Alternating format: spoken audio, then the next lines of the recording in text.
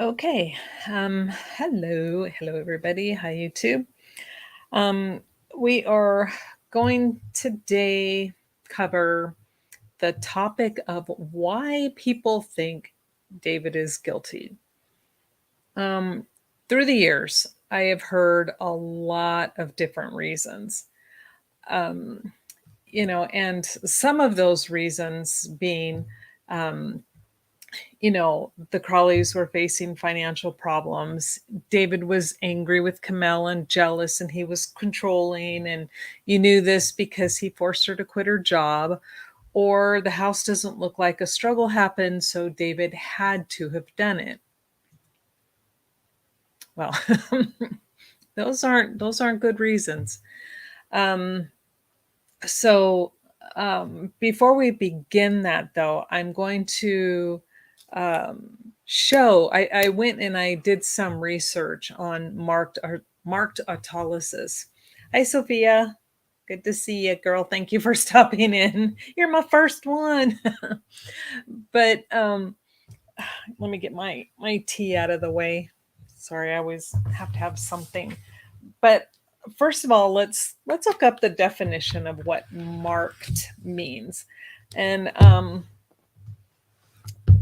sometimes, I think a lot of us tend to forget that words have multiple meanings. Um, uh, Hi, no chance. See, I saw that joke of a documentary, A Gray State. It answered no questions, only added to. Yes, we are all on the same page. Absolutely. Um, and so for the word, because in David's autopsy, when you read the autopsies, it shows that Kamel and Rania, their cells from their livers and their hearts, and I think lungs or kidneys or something, were just marked autolysis. So they set his apart. And what the word marked means in this instance is um, I have an unabridged dictionary. Granted, it's older, and so I guess you could call it abridged now because there are more words. But this one, it includes a whole lot of different words, different meanings. Let me find marked. Here we go. And it states the first one states having a mark or mark.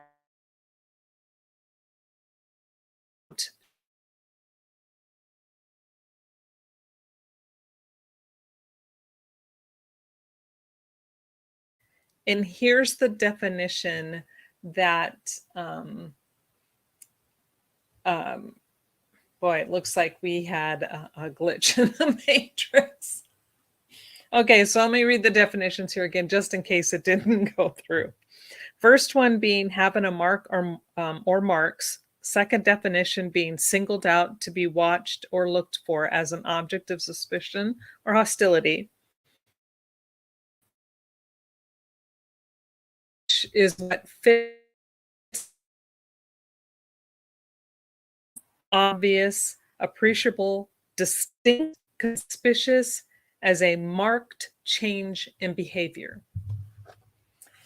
And it seems like my internet is just being goofy. It was perfectly fine all day.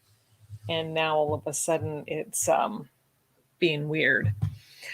But David's, we've got his autopsy right here. And let me show you.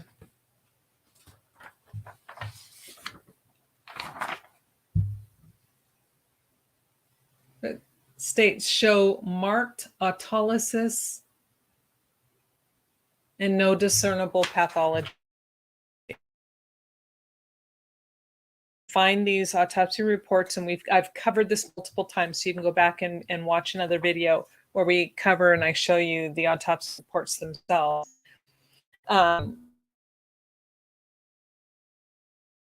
I'll call it simple, autolysis. So they were in the very beginning stages of decomposition. David's cells were marked or noticeable or more advanced. That means, beyond a shadow of a doubt, without question, David died first. He was dead longer. They were all in the same area, all in the same environment, supposedly, although the crime scene has none of David's blood and none of Ranya's blood. The watchers are watching. I think so. Yeah, because I'm watching on another screen, and it just keeps going in and out and slows down. And my internet was perfectly fine before I logged on. Not an issue. And No Chance says, I agree. Marked matters. Words matter. They absolutely, absolutely do. And Sophia states his were over 70% into autolysis. That is correct. That means that up to 75% in total. And I'm going to show you an example of just a regular slide of a liver, a section, a piece of a liver specimen. That's the word I'm trying to think of. The specimen of a normal liver, of a liver that's just starting autolysis, and then one that is considered marked autolysis. They're different. And in fact, let's do that, or I'll just start yakking and never get anywhere. Let me see if I can share my screen. And let's see. Oh, I forgot with this one. I always forget I put things screen before I tell it to share. I'm still learning all of this silly stuff. Okay, we'll go to that one. Oh my God, I have the brain of a moron today. Oh, sometimes I just wonder. Oh, okay. And we're going to go to this slide. And this slide right here is one of a specimen of a section of a liver, and this is normal. Nothing has been autolyzed, nothing's decayed or anything, just that oh, this one, hold on, this marked. Oh, what happened? I didn't pull up my, darn it. Oh wait, here we go. Okay, this is the beginning of necrosis or death. This one here shows a marked. This is what it would look like. Now here's the site. I believe it was Sophia that found this site. This is what marked autolysis would look like. This is what David's liver would have looked like. Here, this is grade 1 or autolysis. This is what Ranya's and Kamel's looked like. Both of them were simply stated as autolysis. They would have been this stage, or possibly this stage, or grade 2. They were 1 or 2, so they were up. See, and let's see, grade 1. Okay, with grade 1 or beginning, right after you die, it's less than 25% of the internal granular cell nuclei showing autolytic changes. Grade 2 is 25 to 75% of the nuclei, where you're starting to see they're starting to liquefy and die off, I guess. And here's stage 3, or marked autolysis, where more than 75%, which is just what Sophia was telling us, more than 75% are damaged. There's a huge difference between this section here, this picture here of this liver. Oh, here we go, where they won't let me in. Once I go in and out of it, it decides not to let me. Oh, here's the normal liver. Yeah, normal liver, and then the marked. So as you can see, there is a huge, huge difference. No Chance asks, my big question I have for you, are the dead bodies 100% who we are told they are? What evidence do we have they are, in fact, the Crowleys? Um, be kind to yourself. Thank you, Sophia. You know, No Chance, I'm not going to lie to you. A lot of that has been in question for a very long time, and a lot of people have asked that same question. Um, I did some tattoo comparison, but I had really bad photos. So at first I was like, uh oh, these aren't the same bodies. But then when I found a different tattoo of the actual tattoos, a better photo of what the actual tattoos were, then the tattoos matched. So, I don't know. With the that is it's so interesting that the only things missing are the identifiers of these people.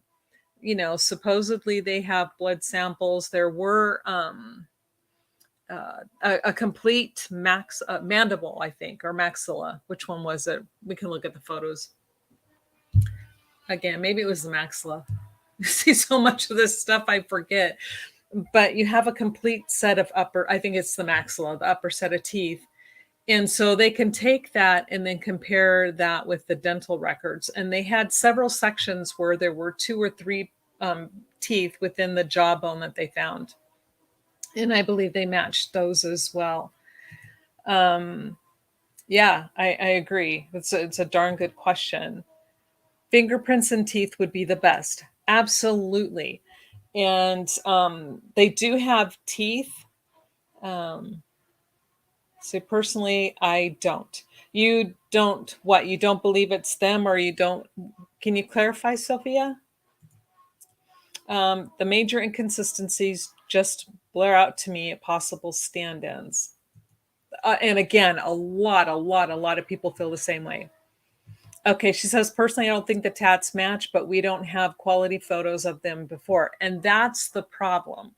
Um, if we had or actually even halfway decent photos of the tattoos from before, or even the tattoos at autopsy, we have some, it can bring into question.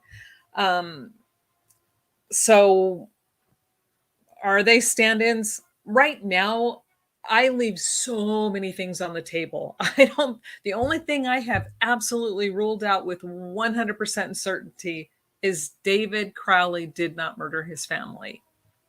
100%. Without a question. The autopsy reports just showed you. Without question. Let's see.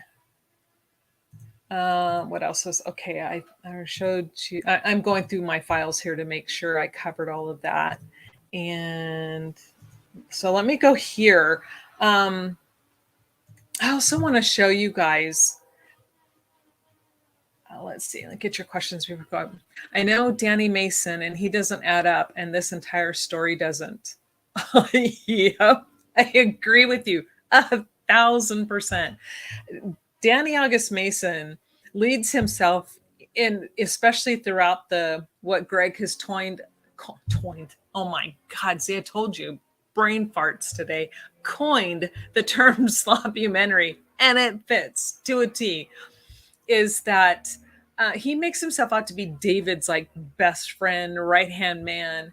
But when you read David's journal, you see that he walked away from Danny August Mason. I think it was even before summer. So almost a year, maybe 8-9 months before the deaths. Correct. David is innocent. He absolutely is innocent. And that's why I really wanted to do this today, because so many people, I hear from a lot of people, well, they had money problems.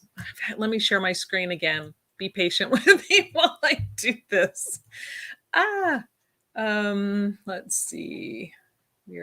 I'm going to do the entire screen. Hopefully it's okay. You guys don't mind because I tend to mess things up so bad. And here we go. I want to cover this. This is what I took from the reports, and all of this can be found in the blood analysis reports. I just took it and put it into a spreadsheet. And what I've highlighted here are all of the samples that were tested that have a mixture of two or more individuals, but one or two of them are ruled out, so they can't be contributors. So if you have a crime scene where someone supposedly murdered everybody, but their blood isn't anywhere, their DNA isn't anywhere, how does that work? Okay, area 1A, I think is the trigger from the gun. It has a mixture of two or more individuals. No minor contributors. The only person that they could include was David. They excluded Kamel, and Rania she didn't match, but she wasn't included or excluded. So she's just kind of hanging out there. But Kamel, who sustained the majority of damage, who had two gunshot wounds to her head, 3 bullets with her DNA, and yet she doesn't have any blood on the trigger of the gun. Really? I find that odd. 1B is the magazine. Now, remember, the magazine was loaded inside of the gun. And if you guys are asking questions, I'll get to them in a minute because my screen doesn't show it.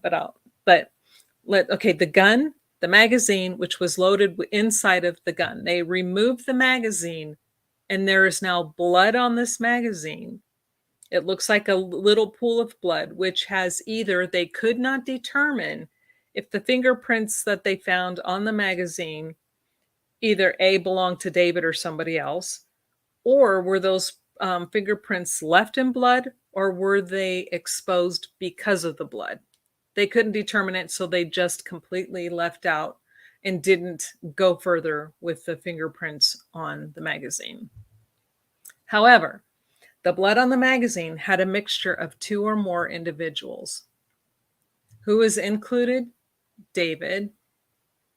Nobody's excluded. It doesn't match from Kamel or Rania, but they can't be excluded. Okay, so the only places we're finding David's blood now is on the trigger and on the magazine. That's it. That's it. That's the only place you're going to find his blood in the entire house. But again, I have a problem with this. Why is David's blood or any of their blood on the magazine that's loaded inside the gun? Now, the police will tell you none of them were hurt prior to the deaths, that they were simply just shot. The dog drugged them into the positions they were found and left there. That's where they died. No pooling of blood, no high velocity blood spatter. And now we're missing Kamel's, and especially Kamel's blood on the trigger. She was shot twice. You would think the blowback would be on the trigger. And now David's blood is on the magazine, loaded inside the gun. No. And 8.81 is the knife. Now there's an area on the knife that was tested, 3 areas on the knife that were tested. And now it's a mixture of 2 or more individuals. On the knife, nobody is positively included, but nobody's excluded. So therefore, they couldn't rule out David, Kamel, or Rania as being contributors to the DNA on the knife. We go down to number 35, which is the cell phone on the island. Sophia, I know you know whose cell phone this is. Could you please remind me whose cell phone this one was? Now, there's blood on the cell phone, and it's a mixture of 2 or more individuals. Nobody is positively included. David is excluded, but Kamel and Rania can't be excluded, and so they don't match. Number 38, which is the push keys from the safe in the bedroom. Now, there was no blood. I need to stress here, there was no blood on that, but they did find DNA. and that DNA was a mixture of 2 or more individuals. It did include Kamel. It didn't exclude anybody. However, David and Rania, it does not match, but they can't be excluded. Okay, and now number 41, which is the notepad from the office, mixture of 2 or more individuals. It includes Kamel. It excludes David and Rania. Mixture of 2 or more. And all 3 people in the house, 3 of those 2 are excluded. Only one is included. Who's the other DNA? Number 53, that's the bullet that has Rania's DNA on it. And it's a mixture, again, of 2 or more individuals. It's Rania. David and Kamel are excluded. And they didn't find the other match. So we have so many blood sources or DNA sources where there's a mixture of 2 or more, and at least 1 or 2 of the other people in the house are excluded. If David did this, his DNA would be all over these things. You would find him everywhere. You wouldn't find him excluded. And the other thing I want to bring up, hold on a second. Let me go to what else was that it? I think maybe that's it. And okay, so I'm going to get to your questions. You are more than welcome, No Chance. Yes, thank you. I agree with her. No Chance says, my spider sense got me involved after I met Dam, and fate has led me here now. I salute you both for seeking truth and justice. You actually met Dam. Oh, we need to talk to you. Sophia says, unless we can get them to run the unknown DNA, we can't ever prove who really did this. But we have proven that David is innocent. Exactly. And this is all being proven. This is their evidence. This is the evidence that the BCA collected and that the police department, the photographs and stuff that they took. I mean, you saw it. David is excluded. Kamel is excluded from the 2 or more mixtures of DNA on item number 53. Now, let me also preface this by saying the bullets that went through Kamel, and I don't mean to sound crass or rude, but I don't know how else to word this. They look like bullets that went through a head. There's hair and some tissue and stuff mixed in. Item number 53 is clean to our eye, but they were able to swab it and find blood DNA. Now, mind you, they found item number 53 when they were rolling up the rug. So it is possible, a very good possibility, that also did not contain it wouldn't have contained Rania's DNA if it hadn't been rolled through a rug. It does not look like it went through anybody's head. There's no blood, no hair, nothing mixed within. And these are hollow points. So as you know, hollow points, they expand, they turn, and they grab things and they pull it within itself. There's none of that on number 53 at all. No Chance says, blood is so messy, gets all over. Don't clean up easy at all. Dexter, anyone? Yep. I mean, when I worked in an ER and we would have people come in and they were bleeding from whatever the case may be, whatever type of injury. And then particular ones I can think of is when we're doing what we need to do, we get people bandaged up and we get them over to either another floor or they're in the OR. And now our floors look like a crime scene. Blood is, like she said, it's unless you have the proper tools with you, it is not easy to clean up at all. And it's messy. It splatters and it goes everywhere. And it's you can't get rid of everything. Are the bodies cremated? Yes, David and Rania were cremated. Kamel is buried. Yeah, see. Sophia just said Ronnie and David were cremated. Horrible that crime scene bodies are not buried for later investigation. I agree. That would have been like that was my first thought, you know. I'm like, why would they not do this? Why would they not want to save the bodies at least? Because you never know. Um, the one thing I can be grateful for is that someone from David's family has come forward and they have said that they don't believe the narrative. They believe David to be innocent. And they're not ready to go public or anything. And I won't say who this person is, but it did my heart good to know that somebody in that family knows that man to be innocent. And so, yeah.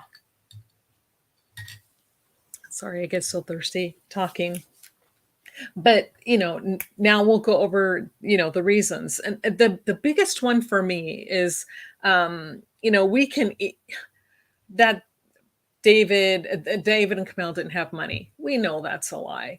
We know that David and Mitch Heil had just sold all of their stuff from was it BX. They had a business together.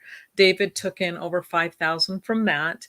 We know David was doing side work for a while, where he states he was making $75 an hour, making ends meet, paying the bills, and there was also a $14,000 check on the porch. Their bank accounts were never negative. They always paid their bills on time, with the exception of, I think in December, they had forgotten to pay their mortgage payment. So Camille got a phone call. I think it was Camille because she did all of the phone calls to Wells Fargo.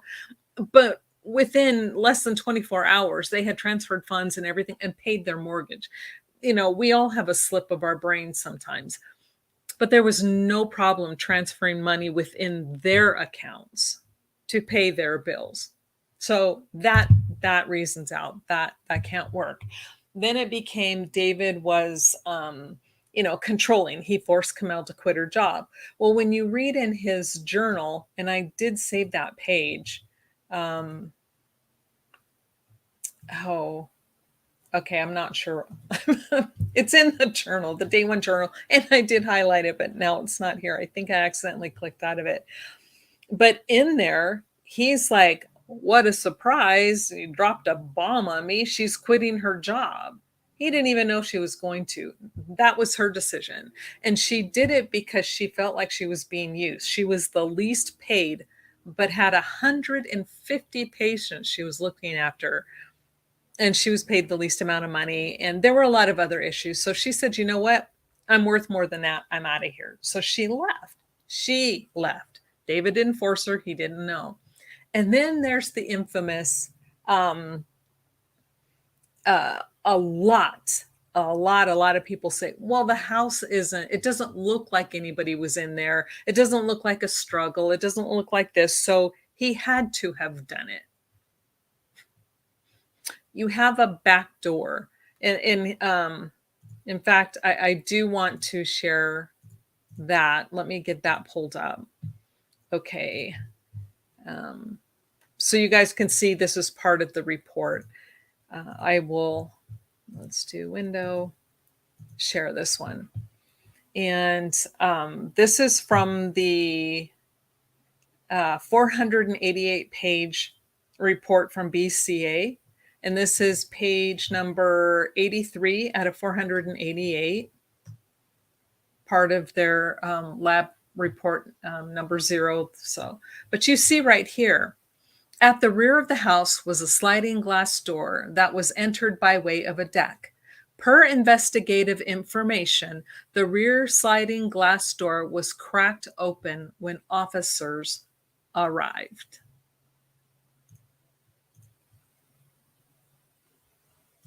Okay,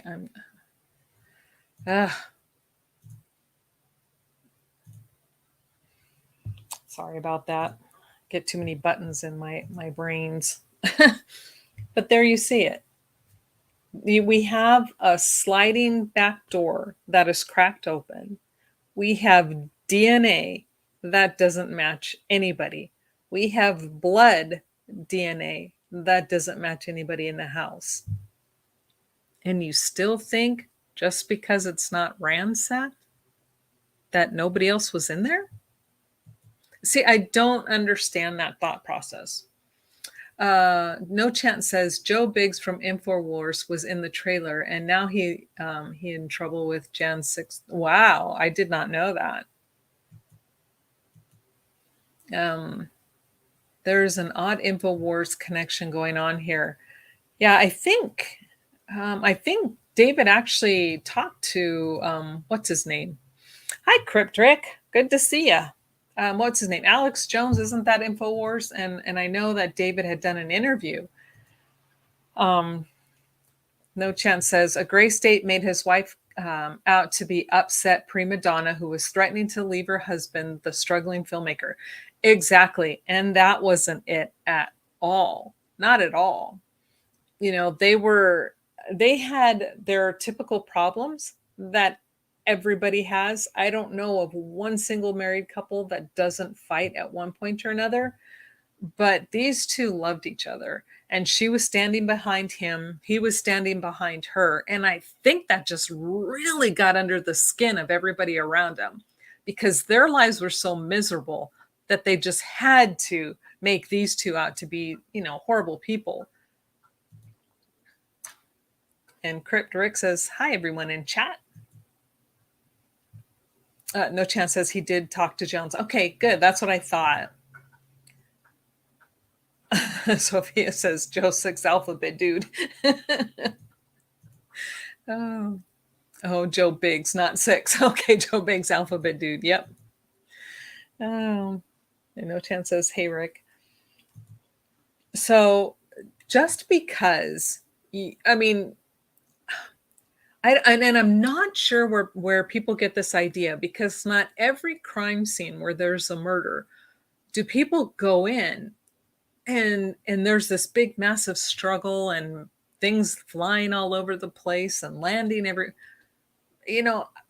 I don't know if people are thinking Hollywood style or what, but if you watch a lot of true crime, I watch a ton of true crime where they're actually going into the crime scenes. You guys all know those shows.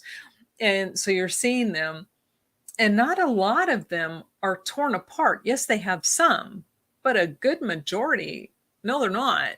If the house is messy, it's usually because they're messy housekeepers.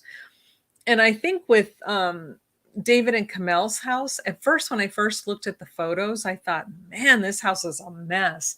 But then I realized that these photos were taken as and after the police officers were going through all of the rooms and checking through everything. So, and Kamel, when we look at other photos throughout David's journal, her house was clean. Things were put away. Dishes were done. No Chance says Crowley told Jones he would not suicide on air. Not sure time frame before. Yes, and he did it, I thought, twice on two separate ones. Yeah, and I remember that one. He says, I want everybody to know I am not going to commit suicide. I'm not suicidal. And why is it that after everybody who says I'm not suicidal, all of a sudden they're now dead by suicide? And people fall for it, left, right, and center. And it's like, whoa, come on, really? But when you and I think the problem is a lot of people who think David is guilty, or they lean toward that side of things. I honestly believe it's because they have not read, compared, and analyzed the evidence. The moment you start to look at all of this stuff, you see there's no bullet with David's blood. You see there's really no bullet that's associated with Rania other than the one, but any halfway decent attorney could have that tossed out because of when they found it as they were rolling the rug, and then it rolled out onto the floor. So that could have easily rolled onto the spot where her little body had been lying decomposing, because there's no blood mixed in it. It's clean, it's shiny, but they did manage to swab it. So David's is missing, Rania's is missing. No blood, no high velocity blood, no pools of their blood, either one of them in the house at all. Nothing, none, none, anywhere. Other than remember the inside of the magazine, those two places, the magazine, and then the trigger or whatever. But that's it. And those are spots, except for on the magazine. And Kamel, we have blood from her that shows, it's medium velocity. So that's blunt force trauma of her blood. That's, a lot in the living room and some on the wall. And so you're looking at this, and how can you look at the information and look at the data and look at the evidence and come back and say, he did it? When I show you in their reports that he had marked autolysis, I've shown you the definition of marked. I now have shown you the slides and the difference between the I'm sorry, I say autolysis because autolysis is so hard for me to say sometimes.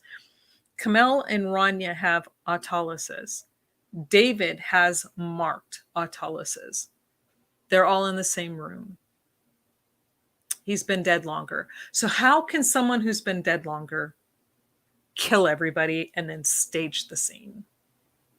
And when I ask people this, they only come back.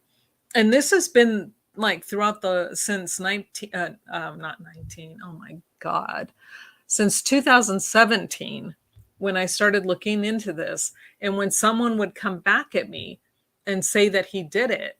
And, so throughout these years, as we've understood the evidence more and more and new things have come to light, and I've brought these things to these people, and I'm like, okay, explain to me how you think he's guilty if this evidence is proving he didn't do it. And without exception, every single person says, well, that's what I think, and you're not going to change my mind. Not okay, people. Not okay. The motive for this crime is very deep and esoteric and not obvious reasons. Exactly no chance. And we need to remember, too, that when Detective Klokanos went through all of the electronic devices, and so it was his job to try to come up with a motive. And he says, there isn't one. I can't give you one. I cannot find a motive for him to have done it. So David has no motive whatsoever. But yet, Danny August Mason has motive. And I am not accusing him. I am saying these are the people who have motive, yet were never even looked into. Danny seemed to have felt that he deserved 10% of the money earned for Gray State. And so he wasn't going to sign anything until he got that agreement. David didn't even get that and would not have received that even after he got the deal that was going to be worth $30 million to produce Gray State in whatever form they had decided it was going to be. So Danny August Mason is now really upset he's not part of this $30 million deal. We have Sean Wright, who wrote in a public forum on Facebook, hey, dude, don't put out the rise. You're going to send me to prison for 75 years or 76 years, whichever one it was, because he was being sued by the IRS over his taxes. And David said, no, I didn't put any of you in there. It's okay. And he's like, you need to call me. So now we had a guy that's facing prison. We have Mason Hendricks, who had an extremely unhealthy attraction, lust, whatever you want to call it, toward Kamel. So jealousy. We have Dan Jr. So we have a familial connection where he's jealous of his own brother. They're having a big fight. And again, I am not accusing anybody, but they are, as police officers, their job is to look at everyone who is close to this case and close to these family members that died. Did not happen at all. Okay. Okay, Murdered Elsewhere, Different Bodies. Ever see the movie Eraser with Arnold? Mm-hmm. I'm not sure I really remember Eraser. I'll go back and watch it again. But yes, exactly. And it's interesting how this crime scene mimics a lot of movies. Cryptrick says, I'm waiting for a call back from a local coroner to ask about how important the word marked is. Is it really that important? It is, because, and how it's important is because it differentiates, it sets apart.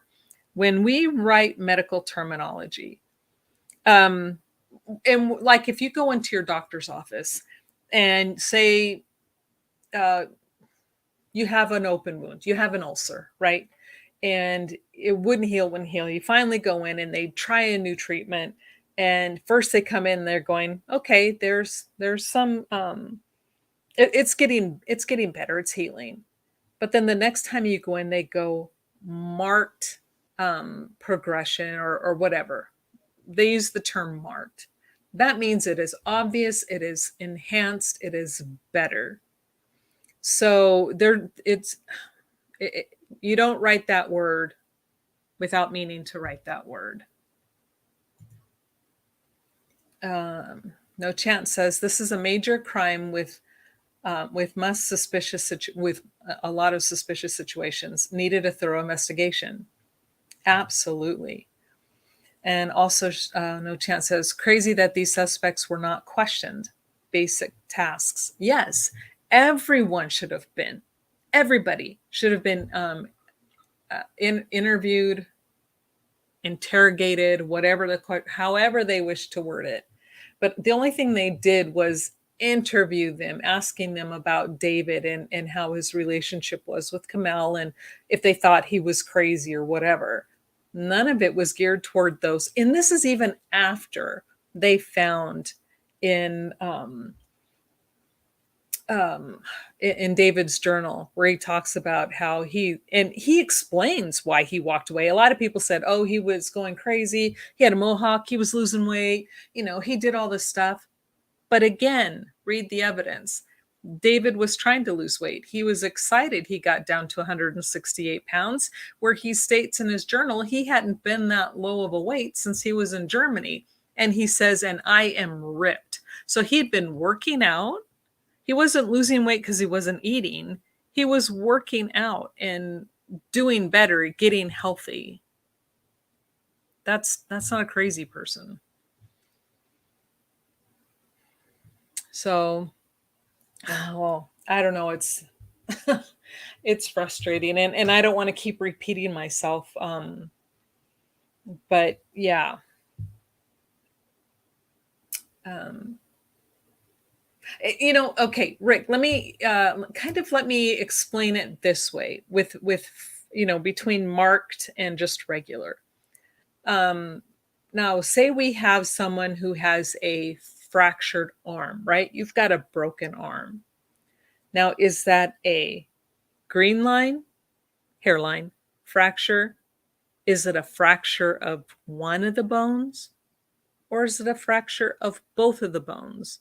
So the difference between a hairline fracture, a green line fracture, and a compound fracture is massive. So you write compound to differentiate so they know that's severe. That's bad. Okay. There's a huge difference. So we're not going to just put a small cast on it in the ER. We have to take them to the OR, put that thing, get the bones in place, screw them together, sew them back up, and then put a cast on. Huge difference. Think of the word marked in that way. So when you put marked anything, it's either for the good or the bad. Marked improvement or marked decay, marked autolysis. It means it's extremely noticeable. Oh, hi, Joanna. Joanna says, "Did anyone notice the suspect's elevation in the Brotherhood after the murders?" Yeah. Danny August Mason joined the Freemasons shortly after the deaths. and he was brought in by Travis Thorpe. Now, Travis Thorpe also was brought into David's circle. And Travis Thorpe, when you look into his past, is not only a high ranking Freemason, but he's also into witchcraft and the obvious pagan side of it all. And when you start looking at these types of connections, it'll keep you reading for a while. No Chance says, I feel you have made the best and most solid case that this case requires deeper, more thorough investigations by competent authorities. Well done, Catherine. You've done God's work. Thank you, No Chance. And I really want to give a huge shout out to Sophia. I'm telling you, the two of us have worked a lot, and that girl's right up there with the rest of us. No Chance says, 3 months after the murder, I became a Mason. Okay. I don't know. Was that you or was that I don't know, but I know that Danny August Mason did become a Mason relatively quickly after the murders. And in some of these, in some of the crime scene photos, in fact, I did a video on it.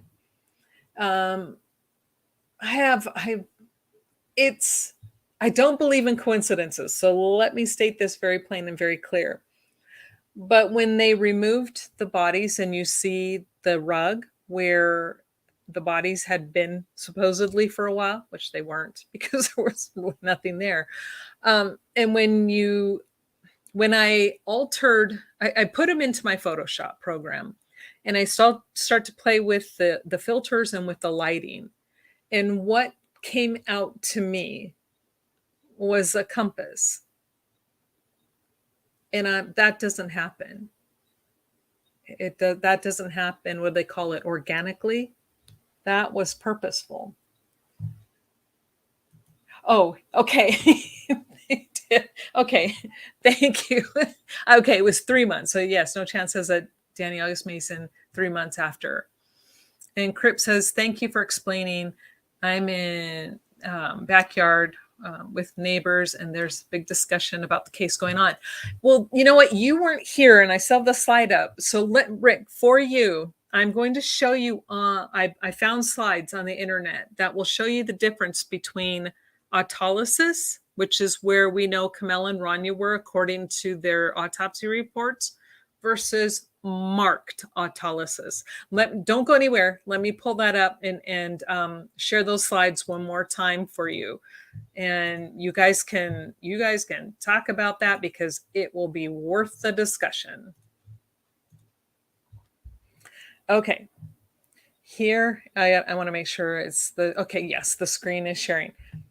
Rick, here is a picture of just a regular, just a normal liver. And this one here is, I think this is the microscopic section of a liver showing marked autolysis.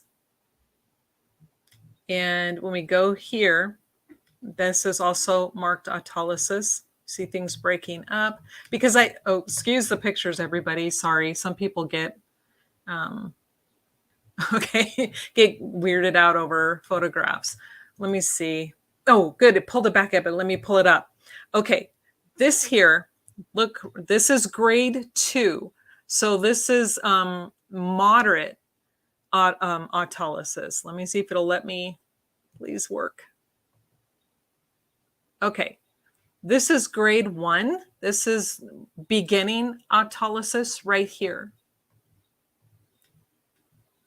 And I'm afraid to click on these because it's been kicking me out. But here's grade 1 or beginning. And we don't know if Rania and Kamel were grade 1 or grade 2, but we definitely know this is the only stages that they were at. And this means that less than 25% of the internal granular cell nuclei show autolytic changes. So less than 25% of the nuclei have now liquefied. This is grade 2, where 25 to 75% have now liquefied. You can see the difference. Now here is marked. Here is where David was, right here. And this is more than 75% of the nuclei have liquefied. You see the difference.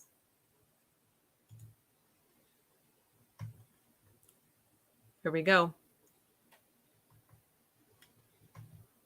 This is normal. Grade 1, or just the beginning, just autolysis. Grade 2, some more. You see some of them have liquefied.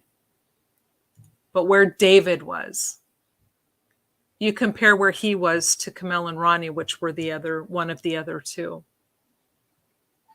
There's a huge difference in that. And the only way you can get that is that they've decomposed longer. If you've decomposed longer, you're dead longer. If you're dead longer, you died first. And Rex says, you definitely have 2 new people looking into the case. Yay, yay, that's awesome. It's a Mason Crowley sandwich. It really, really is. Yes, and David in the crucifixion position. That's the first thing everybody notices, is that his arms are straight out. Oh, hi, Elle. How are ya? And so I hope that, Rick, you guys have a really good discussion with that one, because it's as plain as day with those photographs of the slides of that liver between the autolysis and the marked autolysis. Yep. So again, I don't want to keep repeating myself over and over and over again. And sometimes I feel it's what we do and what I have to do, but it's like, this is so important for people to grasp what was written. And the main thing to remember too, like I covered in the last video, is the autopsy reports were signed by the same pathologists and the same MEs. They all 3 were in on all 3 bodies. So, and they're looking at the slides. Okay, when they take these pictures of these slides, and the ones who are signing these reports are looking at the same slides. And when they look at one and they're like going, okay, cases, autolysis, no pathology, autolysis, no pathology, marked autolysis, no pathology. They know what they're doing. Okay. Oh, wait. I think I missed some. Sorry. Yes. Yeah. And I thought that would help you. And it is. It's a huge, huge difference. And that's why I'm just like, it's so important people see this. What all did the dog eat? You mean, what do they say the dog ate? I just got here. David is innocent. That's right, Ellie. He is. The dog was never tested. The feces was never tested. My neighbor is saying the only thing that would get it to marked is time. Exactly. I mean, you can't, because decomposition follows. It does the same. They're all 3 in the same room, all 3 in the same ambient temperature. So if they had died at the same time, or David died last a day or 2 later, which is what some people are saying, theirs would all be, it would actually be reversed. Theirs could have been marked. His would have been autolysis. But the fact that this is in reverse and they're all in the same area, the only conclusion, the only thing you can come to is that David died first. My neighbor said, dead men tell no tales. That's true. And No Chance says, that's insane. The dog had 0 investigation. Yeah, the only thing they told the place to do, that where they brought the dog, was just feed and water it, but the dog was part of an investigation. They didn't collect any feces. They didn't even tell the kennel to collect feces. They didn't tell the kennel to induce vomiting or do an x-ray. They did nothing with that dog. Nothing. Yes, and the rug's lack of body fluids. Oh, blood and fluids. Yes. Yeah. There wasn't any blood on the rugs, very little. And when I mean little, it's like tiny specks closer to the floor where you see the blunt force trauma patterns and the blood spatter from Kamel. That's it. There's nothing. Where those bodies were and where they were supposedly shot, no pooling, no spray, nothing. I'm going to rewind. I hope that's true. And he didn't have to witness. Yeah. Unfortunately, I mean, my thought, and I'm not saying I'm right. I could be completely wrong on this, but I do think that they tortured the girls in front of him. I just think they happened to kill him first. See, that's the BS part. Yeah. And that dog was described as thin when they found it. So when you look at Paleo in David's photos, Paleo's, yeah, he's not a big dog, probably around 25 pounds or so. But I did read somewhere that when the dog was found, it was 15 pounds. So the dog had lost like almost 10 pounds in weight. Now, a dog that's eating all of these body parts wouldn't have been losing weight. And, not to mention, which Sophia has like beat this drum for a very, very, very long time. There were 2 bags of dog food. One was open but rolled, and the other was a full bag on the floor. That dog could have easily scratched into those bags of food, but did not at all.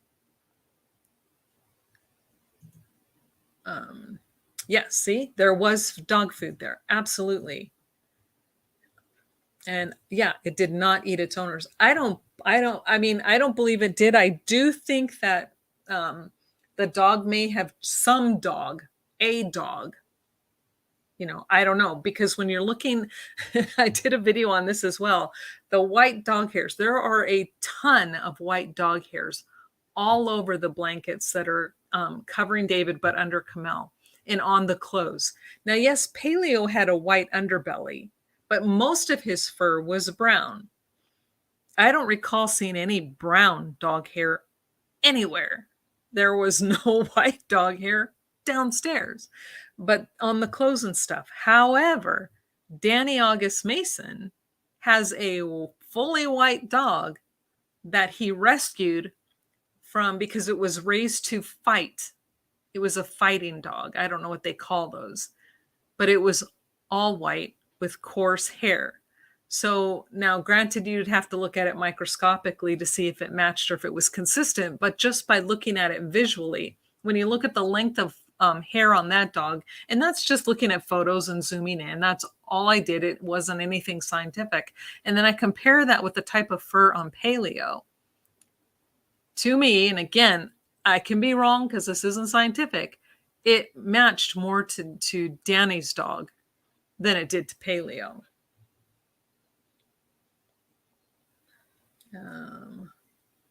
Let's see.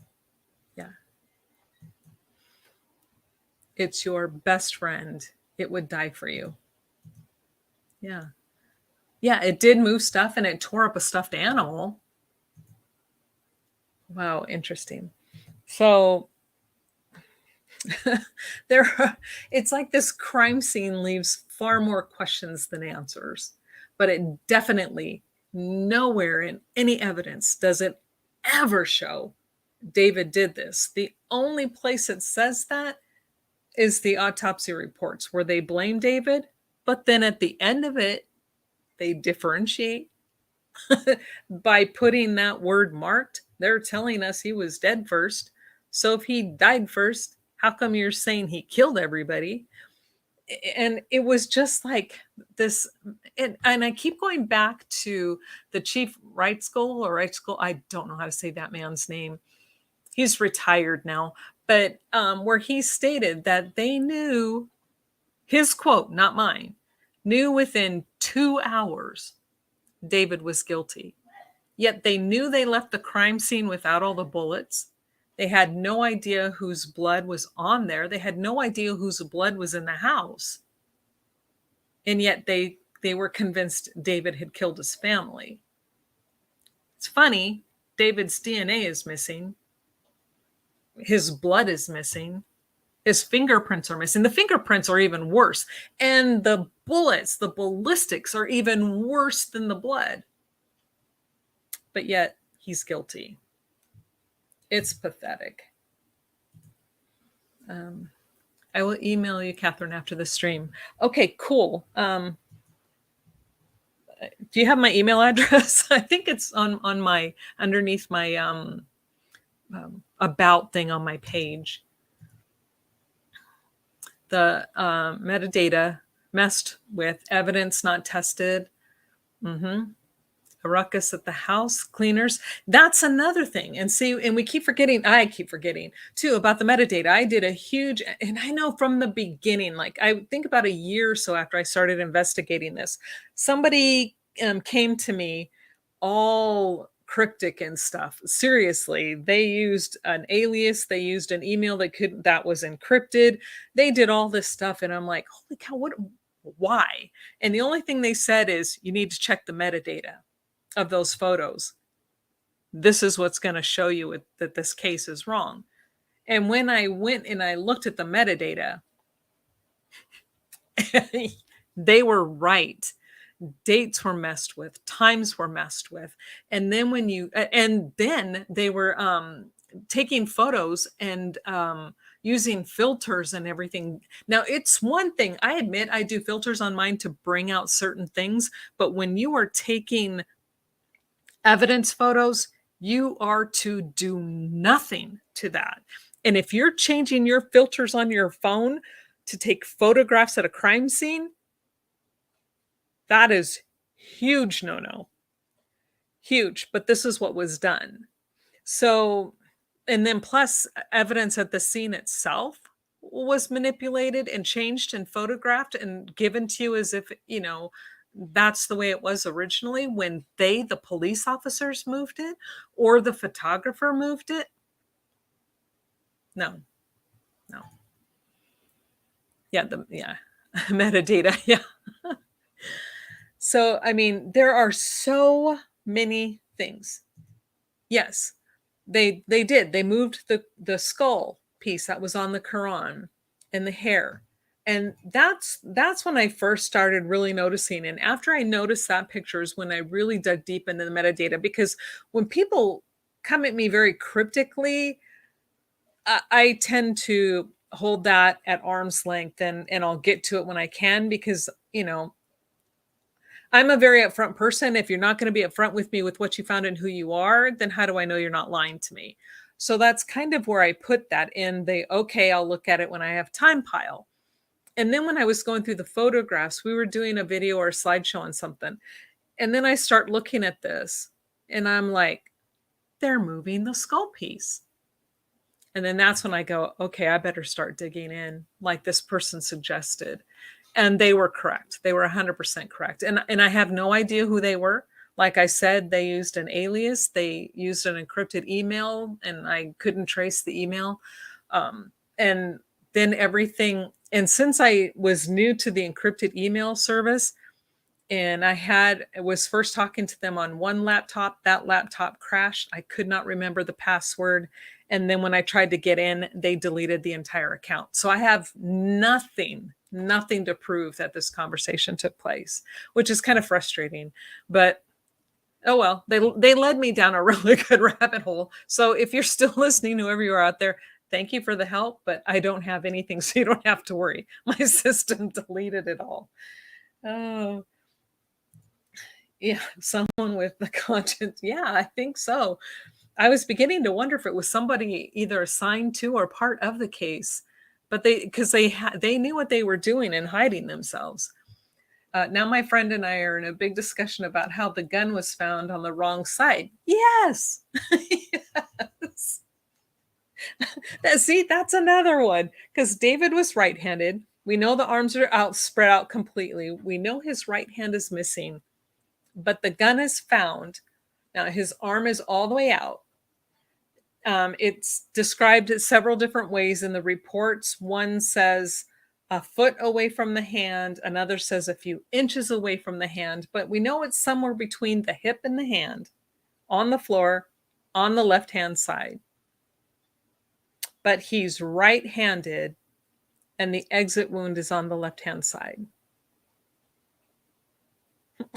So, how is he going to shoot himself and then it's going to end up way over here? Guns don't bounce unless they're on a trampoline. Oh, yep. All evidence points to cover up, and you know that big club we're not in. Yes, Kirktrick. You know, and that's the thing. I know for a long time I poo-pooed the idea quietly about a government hit or something like that. I'm like, nah, I don't think so. You know, and this would be my thought. I would let anybody say what they want, but my personal thought was, I don't think so. The more I find out, the more I realize I don't know anything about government hits, and maybe this was. I don't know. Right now, I'm leaving nothing off the table. Nothing.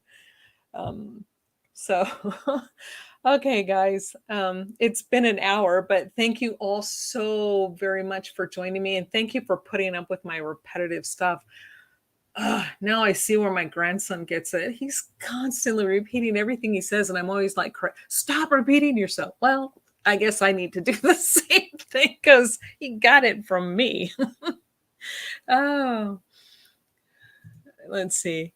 I keep everything on the table. Well, you're smart, Elle. That I'm learning that. I am learning to keep absolutely everything on the table, with the exception of David doing this. That, like I said, that's the one thing I think we all agree we can totally kick out. Brotherhood in every sector. And yeah, you know, oh yeah. It bothers me a lot to know that our people in government and our people in law enforcement and now the medical field, you know, we, the peons, right? The little goyim, we're taught that we're supposed to be honest. We're supposed to tell the truth. Don't you ever lie if it's, you know, not even to cover up for your best friend. And so this is how we are as a general public. But then you start getting up the ranks. And the rule instead of the exception is if we decide to cover something up, don't you dare tell, because we will come after you for telling the truth. You zip it, you shut up, and you just fall in line. Pathetic, sad, disgusting. I have no respect for anybody in any position of power or anyone who does something like that. You don't cover, you tell the truth. Why do you guys find it okay to frame an innocent man? I don't know. Maybe we don't see the bigger picture. Maybe we would be mad at ourselves for even saying this if we knew the full truth. But for right now, where we stand and what you left behind, we don't respect you. You're sad. Very, very sad people. No equal application of the law. The masses are meant to be controlled. Yeah, exactly. So, but again, okay, before I get on my soapbox, I don't say nice things when I'm on a soapbox.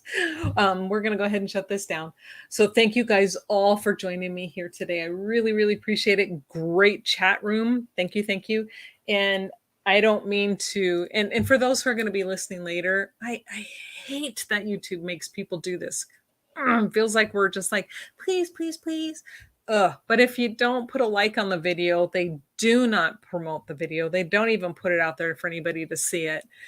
And so I did get permission from the family member. They're like, it's okay if you add commercials because, you know, YouTube will not promote you if they're not making money off your videos.